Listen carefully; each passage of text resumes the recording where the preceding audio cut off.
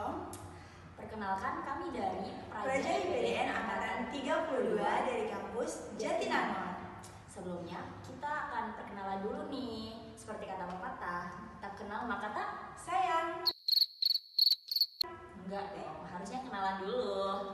Oke? Oke guys, dari saya ya. Saya Praja Utama Putri Teresa Ayu Prasetya, asal pendaftaran dari Provinsi Nusa Tenggara Timur. Dan teman saya sendiri, Praja Utama Putri Rosjaman Dewi Haji, biasa dipanggil Mia, dari Maluku Utara. Jadi kita akan bahas apa nih Kak Rahel? Nah, di sini kita mau membahas mengenai persyaratan dan tahapan untuk calon Praja IPDN. Wah, kayaknya menarik nih. Ya, jadi sebelumnya kan kita kalau mau mengetahui tentang tahapan, kita tahu dulu nih tentang persyaratannya apa aja. Ya, gimana tuh? Pasti para calon praja penasaran kan? Gimana sih Kak Rahel?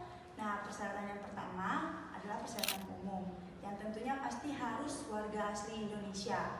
Gak mungkin kan menjadi ASN terus harus dari luar negeri, kan gak mungkin. Jadi harus yang pertama adalah warga Indonesia.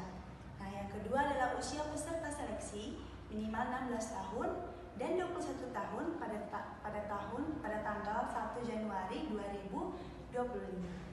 Nah, terus untuk tinggi badannya, untuk yang putra 160 cm dan yang putri adalah 155 cm. Terus kalau berarti berapa kali sih kalau mau tes IPDN? Berapa kali tesnya sih Kak? Tesnya ya tergantung umur sih. Kalau misalkan dia umur dari 16 berarti berapa ya? 5 kali tes. Maksimalnya kayaknya 4 ya? 4 ya. Jadi gitu calon praja, bisa 4 kali tes. Yang penting usia kalian belum lewat dari 1 Januari. Oke. Nah, selanjutnya adalah persyaratan administrasi, di mana berijazah sekolah menengah atas atau madrasah aliyah termasuk lulusan C bagi lulusan tahun 2022 sampai 2025 dengan ketentuan nilai rata-rata ijazah minimal 70. Nilai rata ijazah bagi pendaftar di Provinsi Papua, Papua Barat, Papua Tengah, Papua Pegunungan, Papua Selatan, dan Papua Barat Daya minimal 65. Kemudian, bagi memperoleh ijazah dari sekolah di luar negeri harus mendapat pengesahan berupa surat pernyataan atau persamaan dari Kementerian Pendidikan, Kebudayaan, Riset, dan Teknologi. Selanjutnya yang ketiga adalah berdomisili minimal 1 tahun di kabupaten atau kota pada provinsi tempat pendaftar secara sah, terhitung pada tanggal awal pendaftaran yang dibuktikan oleh KTP. Kemudian yang keempat adalah surat keterangan kelas 12 SMA atau MA yang ditandatangani oleh kepala sekolah atau pejabat yang berwenang, dan jangan lupa dicap ya. Terus selanjutnya adalah surat keterangan orang asli Papua, khusus bagi peserta orang asli Papua, ditandatangani oleh ketua atau anggota Majelis Rakyat Papua. Kemudian yang selanjutnya adalah fakta integritas tahun 2024. Kemudian alamat email yang aktif, dan yang terakhir adalah pas foto berukuran 4x6 dengan menghadap ke depan dan tidak memakai kacamata, serta menggunakan kemeja lengan panjang berwarna putih polos dengan latar belakang merah.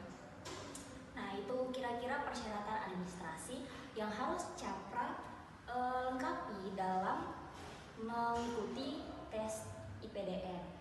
Kira-kira ada 8 lah ya persyaratan administrasi. Terus ada nggak persyaratan lain yang harus disanggupi sama Capra?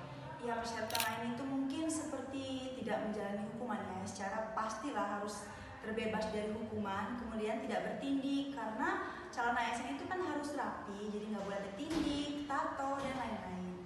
Kemudian tidak menggunakan kacamata atau lensa kontak, dan belum pernah menikah ya, karena kan kita masuk sekolah kedinasan ini, ya nggak mungkin kan kita udah ada pasangan gitu kan. Kemudian apabila pendaftar dinyatakan lulus, maka pendaftar tidak diperkenankan untuk mengundurkan diri. Nah guys, kita kan udah tahu nih mengenai persyaratan-persyaratan yang harus kita penuhi untuk mengikuti tes IPDN, dari persyaratan umum, persyaratan administrasi, sama persyaratan lainnya.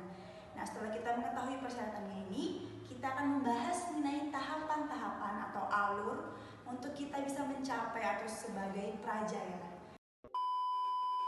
Oke, di sini kita akan membahas tahapan itu dengan Kak Nia. Ya. Oke, jadi langsung saja. Capra itu harus melalui beberapa tahapan dalam seleksi IPDN. seleksi kompetensi dasar atau biasa disebut SKD nih. Nah, dalam SKD ini Capra harus mengerjakan 110 soal yang terdiri dari 30 butir soal TWK, 35 butir soal TIU, dan 45 butir soal TKP. Coba dijelaskan dong Kak, soal TWK itu apa, TIU sama TKP, biar adik-adik ini bisa tahu kan. Nah, jadi di dalam tes SKD itu yang pertama ada soal tentang TWK. TWK itu sendiri tes wawasan kebangsaan, di mana pembahasan soalnya tentang terkait wawasan kebangsaan, sehingga kita dituntut untuk lebih memahami tentang pengamalan Pancasila, nilai-nilai Pancasila, butir-butir Pancasila, dan pengamalan lain tentang wawasan kebangsaan. Jadi yang kedua tentang tes intelijensi umum. Nah, dalam tes intelijensi umum ini Kak Rahel pembahasannya yaitu seputar dasar-dasar dalam matematika. Nah, jadi menghitung ya adik? Ya, betul sekali. Karakteristik kepribadian. Nah, jadi soalnya tuh lebih ke pribadi kita gitu. Untuk tahapan yang kedua yaitu tahapan kesehatan. Nah, jadi dalam tahapan kesehatan satu ini Rahel, kita bakalan diperiksa kesehatan kita tapi bagian luarnya. Oh iya, contohnya apa aja itu Kak? Nah, contohnya itu seperti mata kita, telinga, hidung. Ya semuanya sih, soal dari fisiknya ya.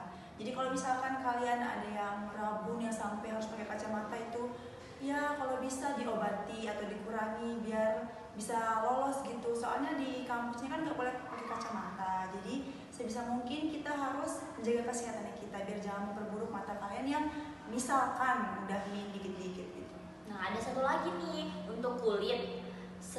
Kalau untuk yang berjerawat juga mendingan diobati karena emang itu berpengaruh.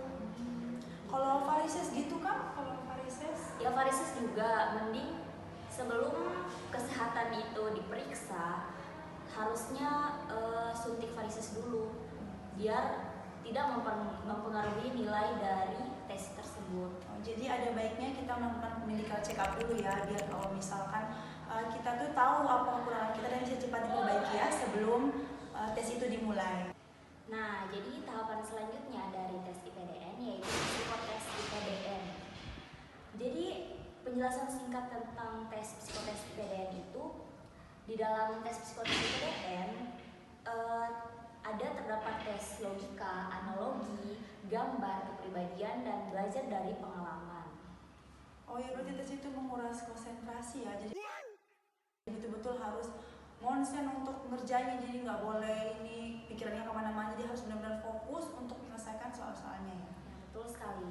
Yang paling terakhir, jadi di situ adalah tes pantuhir. Nah, dalam tes pantuhir ini ada 3 tahapan tes. Yang pertama yaitu verifikasi faktual dokumen persyaratan administrasi, dan yang kedua tes kesehatan tahap 2, di mana tes tahap kedua ini Rahel membahas tentang pemeriksaan bagian dalam kita seperti paru-paru kita, jantung, dan lain sebagainya. Berarti dicek darah juga ya? Ya. Cek darah, cek urin gitu. Kalau misalkan yang amit-amit ya makin narkoba gitu itu otomatis nggak bisa lagi Ya, sih. bakalan terdeteksi. Ya. Nah, untuk yang selanjutnya itu tes kesemaptaan dan pemeriksaan penampilan. Nah, jadi itu tahapan-tahapan yang harus dilalui oleh calon praja. Ya. Kalau kesemaptaan Kak, coba dijelaskan, siapa tahu ada yang bingung apa sih samapta itu ya? Oke, jadi samapta itu dalam samapta terdapat lari 12 menit, sit up, pull up, push up, dan lari Satu run ya? ya 1 run. Jadi masing-masing skor dari kalian, misalkan kalian push up-nya berapa, ada skornya gitu. Misalkan push up itu 20, skornya mungkin cuma 70 atau berapa. Jadi ada targetnya masing-masing dari push up, sit up, pull up, dan lain sebagainya. Nah, jadi gitu. Jadi calon praja harus menyiapkan diri untuk mendapatkan nilai terbaik nih. Ya, jadi jangan sampai kalian mungkin lebih unggul di tes tertulis daripada yang lainnya. Jadi nggak bisa gitu, harus seimbang ya. Karena di sini tuh betul-betul diseleksi untuk jadi ASN yang bisa bertanggung jawab dan ASN yang bisa mengabdi untuk negara, baik itu dari kondisi mental, kesehatan maupun fisik dan sebagainya. Nah, itu dia tahapan dan persyaratan yang harus dilalui oleh calon praja agar bisa menjadi praja IPDN. Nah, gimana sih Kak tips and trick atau motivasi untuk calon praja agar dapat semangat nih dalam mengikuti tes IPDN? Kalau saran dari kakak ya, misalnya untuk adik-adik nih ya yang masih kelas 11, kelas 10, kalau bisa udah mulai nih searching tentang apa sih PDN itu dari hal kecil aja ya, apa sih PDN itu, terus kemudian cari soal-soalnya, ya pelajari soal-soalnya, bisa nih banyak nih medsos, bisa dari IG, bisa dari grup-grup Telegram, kan banyak kan grup Telegram yang grup-grup kedinasan. Nah banyak juga kok yang gratis kalau misalkan dari adik-adik sekalian yang mungkin kurang mampu dalam finansial. Jadi bisa cari yang gratis-gratisan. Tapi kalau misalkan kalian ada yang mampu, bisa mengikuti mengikuti les tambahan. Les atau bimbel. Banyak kok bimbel di Instagram maupun medsos lainnya yang bisa diikuti. Terus kalau misalkan untuk masalah fisik ya, kalau bisa sudah mulai dilatih dari sedini mungkin biar udah mulai terbiasa nih, apalagi untuk larinya kan. Iya. Soalnya larinya 12 menit dan minimal untuk putri itu 4 putaran ya? Yang 4 putaran yang 400 sampai 450 meter ya. Jadi kalau bisa dilatih ya, biar jangan nanti pas tes itu udah mulai kayak gimana ya, udah mulai panik. Jadi kalau bisa kita itu mulai dari awal ya, jangan sampai ketinggalan, jangan sampai nunggu yang lain kayak nanti aja masih kelas 10, nanti aja masih kelas 11, jangan gitu ya. Kalau misalkan masih kelas 10, kelas 11 juga, silahkan mulai dari sedini mungkin, oke? Nah, itu dia tips and trick dari Kak Rahel. Semoga bermanfaat ya untuk adik-adik yang ingin mendaftarkan diri menjadi praja IPDN. Nah adik-adik, nanti kami tunggu ya dalam kampus.